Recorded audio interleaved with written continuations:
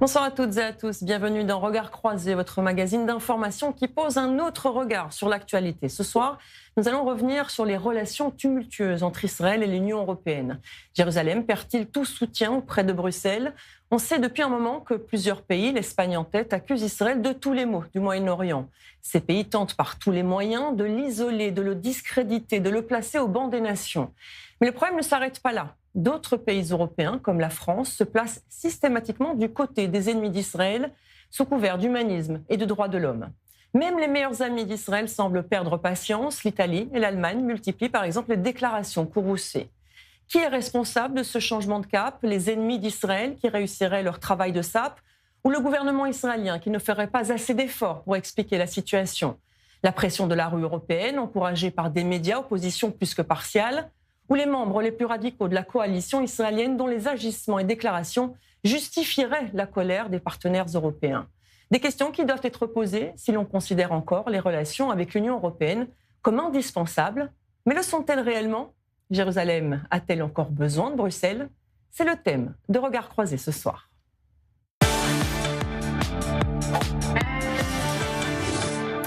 Ces derniers mois, et plus précisément depuis le 7 octobre 2023, les relations entre Israël et plusieurs pays de l'Union européenne se sont considérablement détériorées. Déclarations hostiles, initiatives diplomatiques, menaces de sanctions.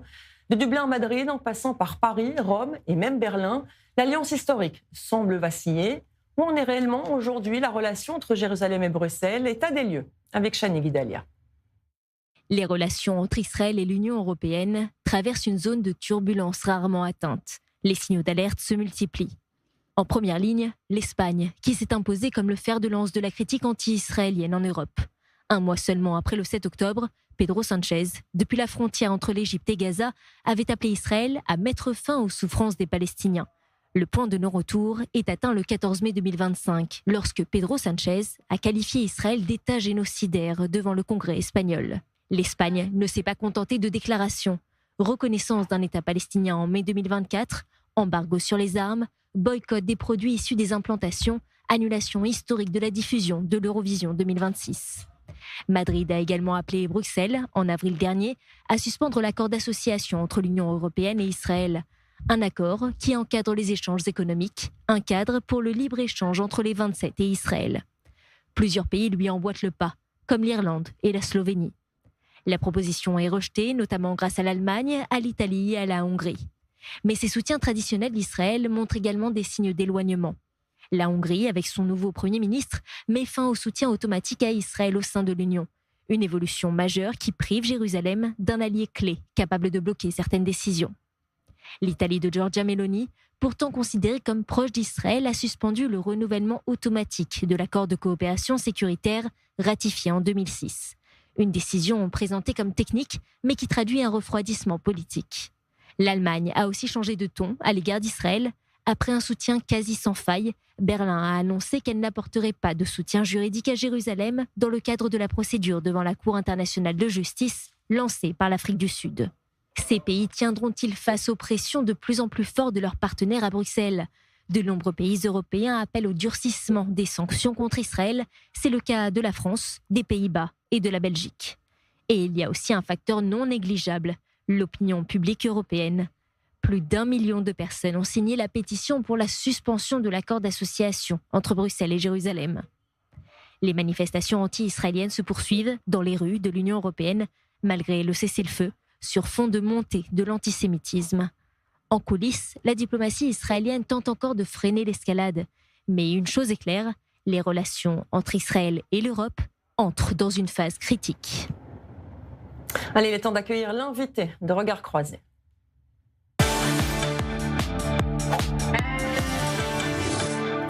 Et j'ai le plaisir d'accueillir dans ce studio l'ambassadeur d'Israël, l'ancien ambassadeur d'Israël, Fredi Eitan. Bonsoir. Bonsoir, Bibi Maman. Vous êtes également journaliste et écrivain, président du CAP aussi Jérusalem, c'est ça? Je ne me trompe pas? Directeur. Voilà, directeur du CAP Jérusalem. Merci d'avoir accepté notre invitation. Avec nous également Chani Guidalia, notre journaliste. Bonsoir Chani. Bonsoir Mireille. Qui signait justement cette enquête que vous avez menée pour remonter un peu le fil de ces tensions entre Jérusalem et Bruxelles. Fredi Eitan, selon vous, je vais commencer directement. Est-ce que les relations entre Israël et l'Union européenne sont arrivées à un point de non-retour aujourd'hui? Non. Les relations entre la France et Israël, les relations entre l'Europe et Israël traversent une crise. Ce n'est pas la première fois. Depuis les années 90, il y a eu des sanctions du Parlement européen contre Israël. Mais ce qui est important, c'est qu'il faut sauvegarder ces relations. Parce que l'Europe, qui était à l'époque, on a signé un accord avec l'Europe, l'Union européenne de l'époque, en 1959. Et en 1995, nous avons signé donc cet accord d'association, c'est-à-dire sur le plan culturel, sur le plan économique, sur le plan technologique. Et donc, cet accord est important non seulement pour les Israéliens, mais c'est aussi pour l'Europe. Mais ce qui est plus important, c'est que l'Europe est notre premier partenaire commercial, avec plus de 43 milliards d'euros. Et donc, il y a là une situation que nous devons sauvegarder à tout prix. Parce que ce qui se passe aujourd'hui, c'est d'une part, la politique israélienne actuelle n'est pas compatible avec certains gouvernements, mais d'autre part, nous avons aussi des relations avec la majorité des autres pays. Et il faut distinguer entre le gouvernement israélien et l'État d'Israël. Donc ce qui est important, c'est d'avoir pour toujours des relations avec l'État d'Israël. Et il y a l'alternance. Demain, il y aura des élections ici, il y aura d'autres élections en Espagne et en France. Donc on est capable aujourd'hui de renouer ces relations. Ce que vous dites là, c'est que finalement, le gouvernement israélien actuel a une responsabilité dans la détérioration des relations avec l'Union européenne? Il n'y a pas seulement le gouvernement israélien qui est responsable. Il y a, malheureusement, depuis le 7 octobre 2023, une vague non seulement anti-israélienne, anti-juif, antisémite. Et ce qui est grave, c'est que des partis, par exemple, d'extrême gauche, comme celui de Mélenchon en France, mobilisent des partisans, des manifestations dans les rues de Paris, cela aussi est à Londres, à Rome et à Madrid, qui scandent, ils scandent dans les rues de dire « du fleuve à la mer ».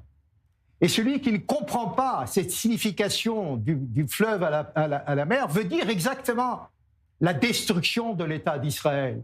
Parce que de la Méditerranée au fleuve, c'est-à-dire du Jourdain, s'il n'y a pas une présence juive, c'est-à-dire que c'est l'anéantissement donc du peuple juif dans cette terre ancestrale. Et donc ça, c'est une première chose.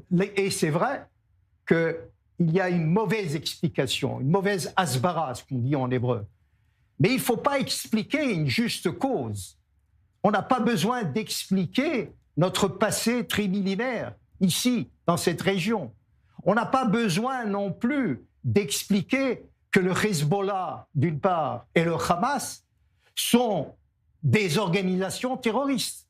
Et il y a des pays européens qui ignorent et qui ne font pas la séparation, comme la France, entre le Hezbollah politique, qui fait partie du Parlement libanais, et avec le Hezbollah militaire.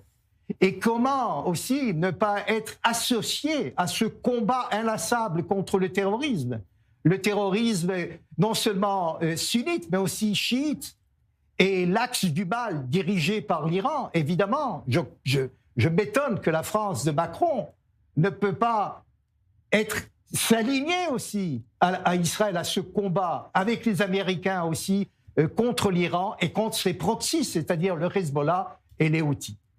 Chani, vous aviez une question aussi à Fred Yetan? Oui, mais c'était plutôt sur les relations économiques, puisque vous l'avez dit vous-même que l'Europe, c'est le premier partenaire commercial avec Israël. Est-ce que dans cette mesure, l'Europe est encore un partenaire stratégique fiable pour Israël, à force de critiquer aussi constamment les décisions de la politique israélienne? Je répète, il faut séparer le bilatéral et du multilatéral. C'est-à-dire qu'il faut séparer les relations amicales avec l'Europe depuis toujours, parce que nous partageons les mêmes valeurs judéo-chrétiennes.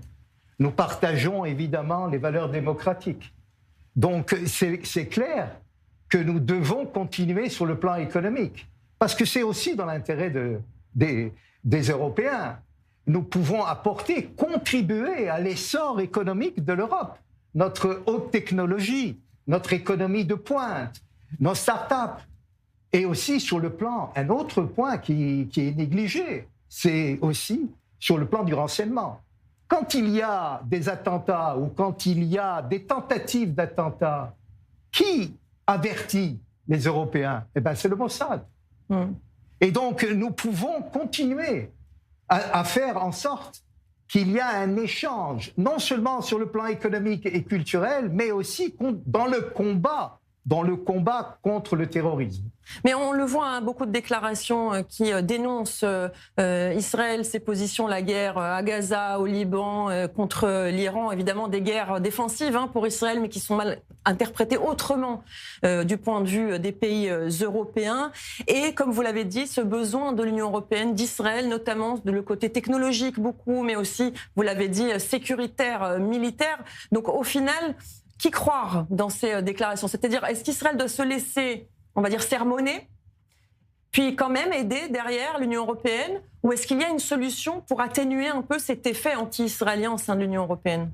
En général, au ministère des Affaires étrangères, depuis longtemps, on préfère avoir un allié qui est l'Amérique, qui sont les États-Unis, c'est-à-dire être dépendant des États-Unis et avoir notre allié stratégique. Ça va de soi et c'est tout à fait normal, c'est vrai. Et je vous rappelle que la France, dans les années 50 et 60, a contribué à la défense d'Israël. Et que la France nous a fourni aussi une centrale nucléaire à Dimona. Et on avait de très bonnes relations. On a combattu ensemble en 1956. Donc nous devons montrer par là que notre cause est juste. On peut changer la politique, mais il faut aussi séparer, je répète, séparer Bruxelles des élus.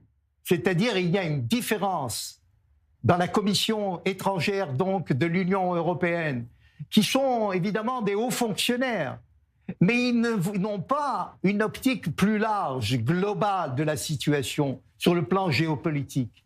Et en plus aussi, il faut dire que notre gouvernement doit contribuer sur le plan diplomatique à expliquer, mieux expliquer. Quand on en voit, hélas, des ambassadeurs qui ne comprennent pas et qui ne parlent pas la langue du pays, quand il y a des diplomates qui ne veulent pas non plus exercer des services et autres parce qu'il n'y a pas une politique cohérente. Et c'est là l'important. C'est pas seulement la Hasbara. Il faut avoir une politique cohérente, juste et adaptée à la situation actuelle. Et si on l'adopte, effectivement, on n'a pas besoin d'Hasbara, on n'a pas besoin d'expliquer. Ça va de soi que cette politique est juste et cohérente et aussi compréhensive à travers les chancelleries donc européennes. Et je crois qu'il y a on peut trouver, il y a beaucoup d'accords avec les Européens. Je le rappelais concernant les mêmes valeurs. Mais il y a aussi ce qu'on appelle, il y a une cause qui peut être partagée et les échanges sont importants. Et il faut avoir un front commun, par exemple, aussi dans le cadre des relations que nous avons avec les partis. Et je crois que certains partis aujourd'hui comprennent. Il faut parler avec tous les partis. Il ne faut pas boycotter aucun parti, ni concernant, par exemple, la Hongrie d'une part, ou concernant la France, concernant l'échiquier politique français. Alors justement, je voudrais à présent que l'on entende un autre point de vue, une voix de l'intérieur du Parlement européen. C'est parti pour la séquence duel.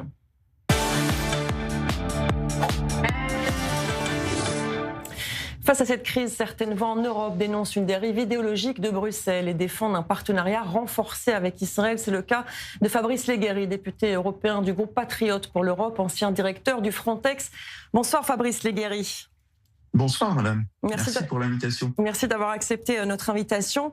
Tout d'abord, en quelques mots, racontez-nous les coulisses de cette relation entre Israël et l'Union européenne. Que constatez-vous dans les couloirs de Bruxelles et dans l'hémicycle? Est-ce que finalement Israël est tellement au centre des discussions? Alors nous constatons une polarisation avec des milieux politiques à gauche de plus en plus hostiles à Israël Il y a le poids en France notamment des islamo-gauchistes de la France insoumise, de Mélenchon, mais il y a de façon plus générale une complicité, complaisance en tout cas idéologique, y compris au sein des institutions européennes. J'ai pour ma part, avec le Rassemblement national, combattu, essayé de retracer tous les financements qui sont donnés par la Commission européenne à des organisations proches des frères musulmans. Et il y a donc un terreau qui est hostile à Israël, qui devient de plus en plus en fait le terreau d'un nouvel antisémitisme en Europe. Et la raison en est que l'Europe, malheureusement, et en particulier l'Europe occidentale, la France en est un triste exemple, importe une immigration totalement incontrôlée, totalement massive, de plus en plus travaillée par l'islamisme et l'antisémitisme. Et donc, ça a un impact sur les décisions des gouvernements. Et ça a eu notamment un impact sur la politique d'Emmanuel Macron, qui a refusé, je le rappelle, en 2023, après le 7 octobre, Emmanuel Macron a refusé de participer à une manifestation à Paris contre l'antisémitisme, et il a commis cette erreur, cette faute diplomatique de reconnaître un État palestinien au pire moment, à un moment où ça donnait l'impression de récompenser le Hamas pour malheureusement les atrocités du 7 octobre. Alors, je vais un peu jouer la provoque, c'est la règle du jeu d'un regard croisé, si vous me le permettez en tout cas. Vous êtes député du groupe Patriotes pour l'Europe, issu vous-même du Rassemblement national, un parti pas très pro-Europe, c'est le moins que l'on puisse dire évidemment. Est-ce que votre défense d'Israël ne s'inscrit pas plutôt dans une conviction plus profonde est-ce qu'elle s'inscrit dans une conviction profonde, ou est-ce qu'elle ne relève pas surtout d'une opposition politique à Bruxelles, Israël devenant finalement un levier supplémentaire contre l'Union européenne? Non, nous avons tissé des liens avec Israël, avec le gouvernement israélien actuel, mais de manière générale, nous voyons que il y a un combat stratégique, un combat existentiel, évidemment pour Israël, et le Rassemblement national a pour position que Israël a le droit non seulement d'exister, mais a le droit d'exister en sécurité. Et ça, c'est quelque chose qui est très important pour nous. Et le Rassemblement national, lorsqu'il accédera aux responsabilités en France, veillera à avoir une relation équilibrée dans la région et veillera à profiter des relations, je pense notamment d'amitié avec le Liban, et je pense en particulier avec les chrétiens du Liban, pour être un pont et pour essayer de faire en sorte que l'on puisse trouver au Proche-Orient un équilibre et une coexistence entre les différents États. Et nous avons, comme Français, la conviction au Rassemblement national que nous avons une vocation de puissance d'équilibre. Donc nous sommes proches évidemment d'Israël, nous défendons le droit d'Israël à exister en sécurité, et nous considérons que les ennemis sont le Hezbollah pour ce qui est du Liban, et évidemment le Hamas, et évidemment toute forme d'islamisme ou de régime qui soutiennent l'islamisme dans le monde. Alors Fred Eyten voulait réagir justement à ce que vous venez de dire. Oui, bonjour. Bonjour, monsieur. Écoutez, je vous entends et je me pose la question. Évidemment, le parti du Rassemblement national est un parti incontournable aujourd'hui sur l'échiquier donc français. Mais je me pose la question, est-ce que dès que vous serez au pouvoir un jour, est-ce que vous allez effectivement déclarer, comme l'a fait Jacques Chirac en 1995, c'est-à-dire la responsabilité de l'État français à la période sombre de Vichy, d'une part, et deuxièmement, allez-vous introduire dans les manuels français l'étude donc de la Shoah? Fabrice Leguéry. Écoutez, le Rassemblement national a condamné Marine Le Pen en son temps, dès qu'elle a été responsable du Rassemblement national, a condamné tout ce qui pouvait être antisémite, et la responsabilité, je dirais, la condamnation la plus totale de la Shoah et de tout ce qui peut être un antisémitisme sous toutes ses formes fait partie de l'ADN du Rassemblement national aujourd'hui et de ses membres. Donc il n'y a aucun doute sur ce sujet. C'est-à-dire il y a une rupture du négationnisme de Marine Le Pen. Cela fait très longtemps, cela fait plus de 10 ans que, avec la plus grande force et la plus grande clarté, Marine Le Pen a condamné ce qui pouvait effectivement être dans un déni, et elle a condamné évidemment les propos de Jean-Marie Le Pen. Je rappelle que Marine Le Pen a exclu de son propre parti son propre père. Notamment pour ces questions d'antisémitisme qu'il avait, ou de minimisation de la Shoah. Donc de ce côté-là, il n'y a absolument aucune ambiguïté. Et je peux vous dire que nos électeurs et nos soutiens n'ont absolument aucune ambiguïté de ce type. Dans le Rassemblement national, aujourd'hui, il y a 35% de Français qui veulent voter pour nous. Une dernière question, Fabrice Leggeri, pour revenir à l'Union européenne. Certains estiment que si Benyamin Netanyahou n'était pas au pouvoir aujourd'hui en Israël, l'Union européenne serait plus encline à s'entendre avec Israël. Vous êtes d'accord avec cela ? Je crois qu'il y a peut-être, si vous voulez, des turbulences passagères qui tiennent aussi à la situation actuelle avec le conflit, les frappes américano-israéliennes sur l'Iran qui ont provoqué le blocage du détroit d'Ormuz. Et donc, les Européens et les gouvernements européens sont attentifs à l'augmentation du prix de l'énergie en Europe. Donc ça, je pense que c'est quelque chose de temporaire, et donc les gouvernements en Europe sont obligés de surfer un petit peu sur cette situation très compliquée. Mais il ne faut pas non plus penser que il n'y a pas en Europe un antisémitisme de fond qui monte et qui est de nature complètement différente, qui n'est plus celui de l'époque de la Seconde Guerre mondiale, qui n'est pas un antisémitisme, on va dire, d'extrême droite, ce qui était traditionnellement, historiquement le cas. Et aujourd'hui, c'est un antisémitisme nouveau qui greffe complètement la question d'Israël à la question de la Palestine. Et il y a aujourd'hui des partis d'extrême gauche, mais il y a aussi une complaisance d'universitaires et d'intellectuels en Europe, en France notamment. Les institutions européennes sont assez perméables à tout cela.